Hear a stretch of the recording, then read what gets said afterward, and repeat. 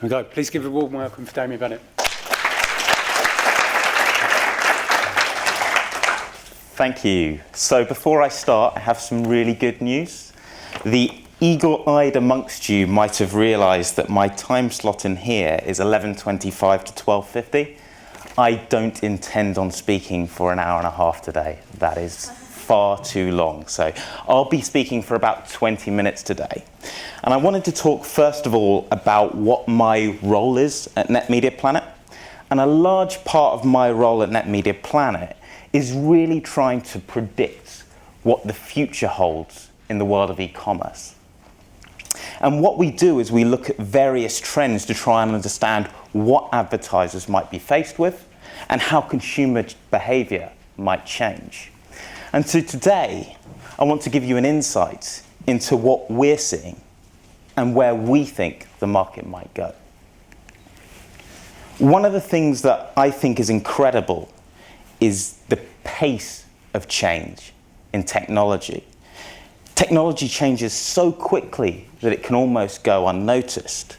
But you have 3 apps here which are really very recent. And not only have they changed something for us in terms of the way that we do something, but they've changed our behavior and they've changed the way that we act. So the first is Uber. It's amazing to think that actually Uber has only really been in wide use for 1.5 years, but it's a key part of the way that we travel in London at the moment. By simply simplifying a process or making a process more simple, not making people need cash on them, for example, they've managed to dominate the taxi scene in London.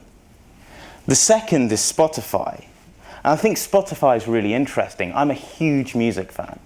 But what's really interesting when you talk to other people who are really interested in music at the moment is how diverse the range of artists is that they listen to.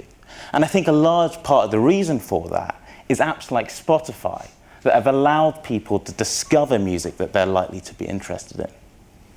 And finally, it's changed the way that we can work with others, and it can change the way that we care for others.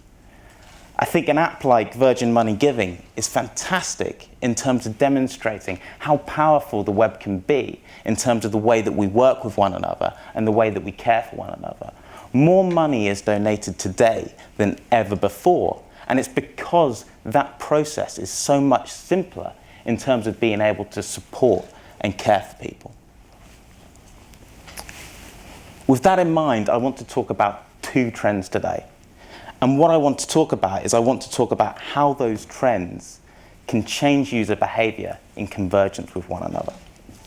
The first trend is machine learning. And this is really using data on audiences to drive more personalized experiences. The second trend is around payment options and how payment is becoming simpler and how that will also change user and consumer behavior. So we talk about machine learning first of all. I think machine learning is part of our daily lives now. Most of you here probably have a Netflix account or a Love Film account or something similar. And the way that we discover content, the way that we discover new TV programs and films is largely driven by Netflix itself. I know for myself, for example, that I've watched documentaries and international films that I wouldn't have even considered or even heard of before because of the way that Netflix is able to suggest films to me that based on what I've previously watched. Another really good example of machine learning is Google Maps. The way that Google Maps can plug into live traffic data to tell you what the right journey is at a specific point in time is a great example of how data can be used to make our lives easier. And retailers are getting better at this as well. People who work in cosmetics have a real challenge in terms of actually delivering the type of experience they can deliver in store, online, because there's so many elements of cosmetics which are dependent on the actual audience itself. Your complexion, for example, the color of your hair are all vital in the decisions that you make when you're choosing a cosmetic. So what L'Oreal have done is they've created an app called Beauty Genius, which allows you to put these scenarios in about what you're looking for, what your complexion is, what your hair is, and what hairstyle you're looking to have. And then it will suggest products based on that, driving a far more personalized experience. How many people in here use Google Now? You've got a fair number of people using Google Now already. I think Google Now is really exciting for advertisers and really exciting for retailers because it allows retailers to have so much consumer data. So for example, if you're organizing a holiday, it's possible to organize that holiday through Google Now. The booking that you make, saving your tickets for the flight, saving your reservation for a hotel can all be stored on Google Now. And as retailers in the future, that potentially gives us really good options with how we can target people with adverts. So for example, in this case, if Google Now knows that somebody's going on holiday within a week and knows where they're going and knows what the temperature currently is like in that location, not only can they serve them the right products, like sun cream, but they can serve them that customized type of advert that Dara spoke about earlier. Make sure you bring your sun cream because it's 35 degrees in Istanbul at the moment. The second thing that I wanted to talk about was payment options. And there's a huge growth in this area at the moment. I think most people who work in e-commerce would point to Amazon first of all, or PayPal, and the buy with one-click options that these are able to provide, and how that's improved their conversion rates on mobile. But that experience is going to be available in a far wider context. E-wallets and the launch of things like smartwatches are going to make payment options much simpler for all advertisers. So there'll be no more spending lots and lots of money developing a payment option like buy with one click, and it will be just easier to convert on mobile. Another thing that's really interesting is the introduction of buy now buttons. So Pinterest, Twitter, and Facebook have all announced and soft launched buy now buttons in the US. And what these buttons do is they allow you to buy on the actual websites themselves without ever leaving the platform. And this is really interesting, and I think, again, it commercializes these platforms to an extent that they've not been able to before. If you take Twitter, for example, I follow Cristiano Ronaldo on Twitter. Great guy, legend. He's got 38 million followers on Twitter. 38 million followers on Twitter. And a key reason why he uses Twitter is so that he can endorse products. And at the moment, he might endorse a latest pair of football boots, for example. But there isn't that call to action. But can you imagine if Cristiano Ronaldo was able to combine that endorsement with a buy now button, how powerful that potentially is? And really excitingly, Google have now announced even, a buy now button themselves. So this is an alpha in the US at the moment. It's very, very early stages. It's mobile exclusive. But you will be able to buy on your mobile through Google in the future. So what does this mean? So we have 3 predictions. The first is that the customer journey will become even shorter. There's been huge changes in the customer journey over the last 3 years, and they will continue. The second is that transactions will take place across a wider range of channels. They're not just going to predominantly take place on your website anymore. And the third is that we predict a change in consumer behavior, specifically regarding new customer acquisition. So for the first one, I want to talk through an example. I'm watching the TV, and I see an advert for Papa John's pizza. And it makes me hungry, it makes me want a pizza. But I'm following the same TV show on Twitter at the same time. And what I get served is I get served an advert for Domino's. And I think, that's a really good offer. So I compare the two on their websites.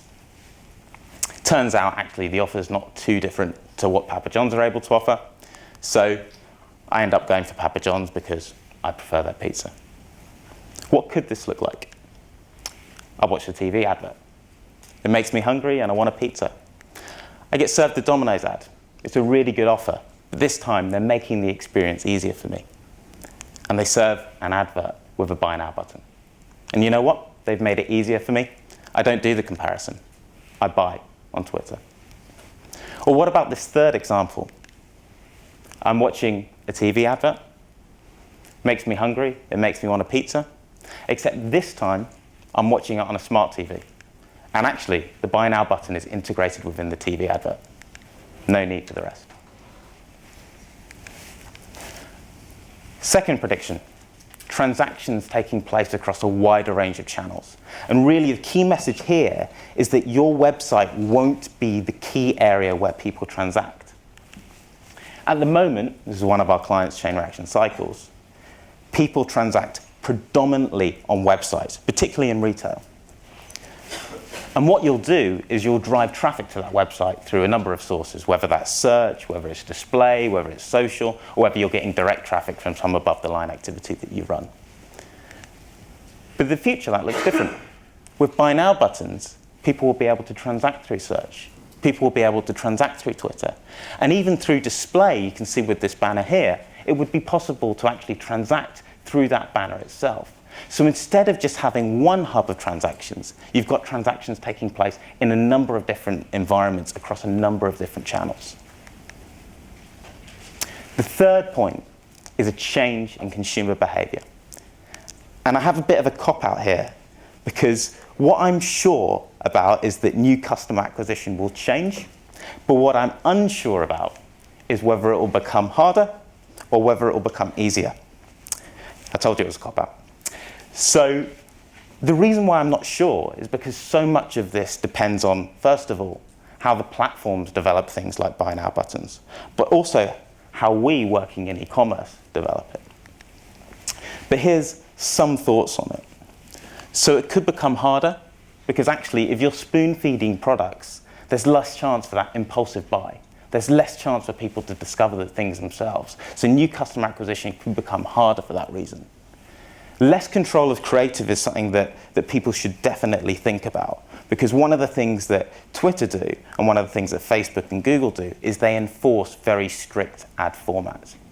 And so therefore, you lose some of the impact that you might get over a display banner, for example. And the key thing is less control over user experience. And that's really important, because one of the key areas where we've developed in retail and in e-commerce in general is cross-sell and upsell. We've got so much better at using online channels to upsell and cross-sell to people.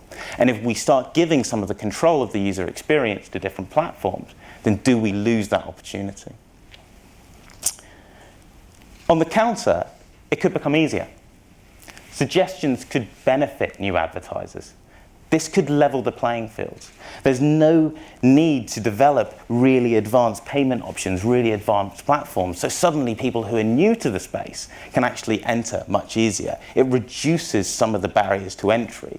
No more spending lots of your marketing budget on responsive websites, because actually lots of your audience will be transacting through different channels. So I wanted to leave you with three things which I think are important in terms of the takeaway. The first is to embrace the changes. I did a very similar presentation a couple of months ago in front of a group of experienced retailers, and there's a lot of fear and a lot of concern about buy now buttons. And it's understandable for that point that you're losing part of the customer experience. But I think the truth is that this is happening. It's inevitable. And so therefore it's important that you embrace the changes. Early adopters will be rewarded. You'll find out what works and you'll find out what doesn't work. I think if we had this conversation maybe 4 years ago about Google Shopping, lots of people would have been very wary of it. But I think if you're working in retail and you're sitting in this room at the moment, Google Shopping is probably a really important part of your paid search mix. The second is to invest in your brand. As you get less control over your creative, your brand becomes even more important. Direct traffic will have a premium. That traffic that you're able to drive directly to your platform has a premium versus what it even has today. And the third, and this is a point that is relevant today but will be even more relevant going forward, is ensure that you're measuring performance correctly. On a last click model, for example, it would be really easy to overestimate how a platform with a buy now button is working. If you take that example with Domino's, for example, there might have been something else before that I actually bought through Twitter that actually led me to buy to Domino's. So make sure that you're really evaluating your media correctly. So that's me. I hope that has been insightful, and I am here for some questions.